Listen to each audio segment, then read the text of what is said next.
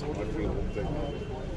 ಏನೇನು ಮಾಡಬಹುದು ಬ್ಲಾಗ್ಸ್ ಇದೆ ಅದನ್ನೆಲ್ಲ ಮಾಡಲಿಕ್ಕೆ ತೆಗಿಲಿಕ್ಕೆ ನಮ್ಮ ಟೀಮ್ ತಗೊಂಡ್ಬರ್ತಾ ಇದ್ದೀವಿ. ನೋಡಿ ಶಿವಕೃಷ್ಣ ಕೂಡ ಬೆಂಗಳೂರು ಸಿಟಿನ ಅವರು ಕೂಡ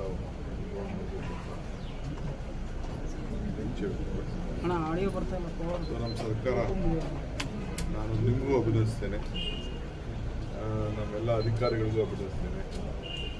ನಮಗೆ ಅವಕಾಶ ಕೊಟ್ಟಂಥ ಈ ನಾಡಿನ ಜನತೆಗೂ ಕೂಡ ನಾನು ಅಭಿನಂದಿಸ್ತೇನೆ. ಏನು ಅವರು ನಮ್ಮ ಮೇಲೆ ಒಂದು ವಿಶ್ವಾಸ ಇಟ್ಟಿದ್ರು, ಆ ವಿಶ್ವಾಸವನ್ನು ನಾವು ಪೂರೈಸ್ತೀವಿ.